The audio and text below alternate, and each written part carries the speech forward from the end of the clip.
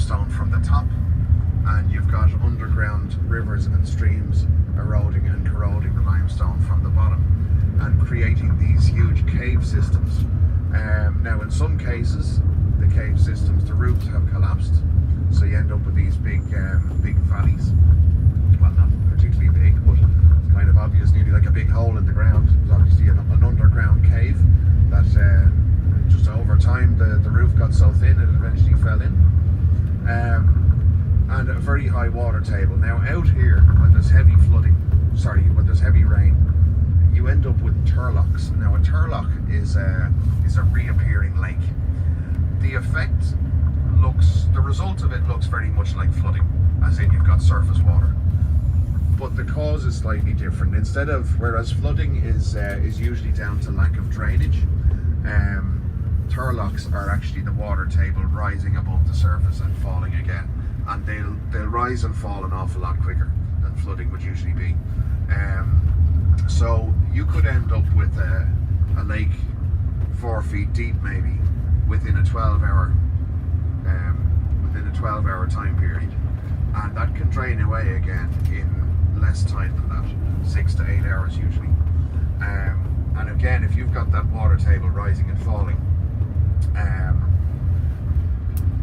it's obviously going to wash away the soil, and that's really how the Burren was formed. Wind to a certain extent as well, but again, if you chop down the trees, the roots will die. The roots are holding the soil together, and it's going to be very, very difficult for vegetation to grow enough to have enough time to grow, to die, to decompose, to form more soil before that combination of wind and rain can kind of blow it all away and wash it all away.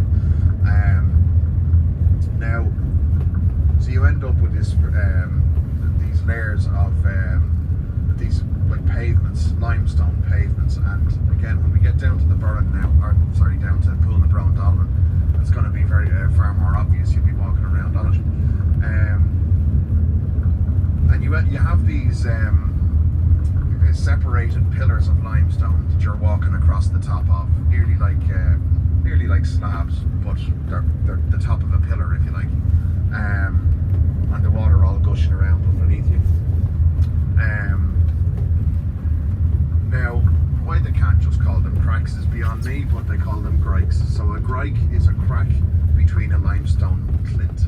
So clints and grikes. A clint is like the top of a limestone pillar, and a grike is the crack between one of these and another.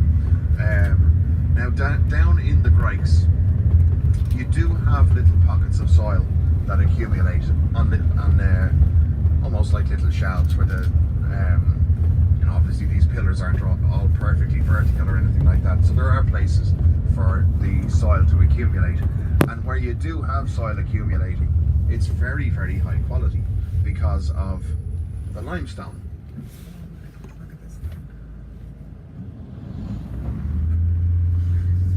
No, he didn't seem too bothered. It's good enough for him though. The side of his vehicle is made of glass and fiberglass and people.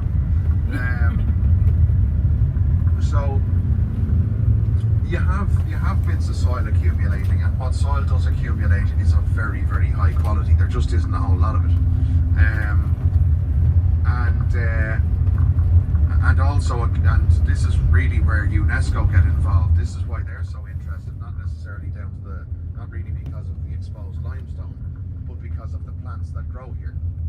And again, it's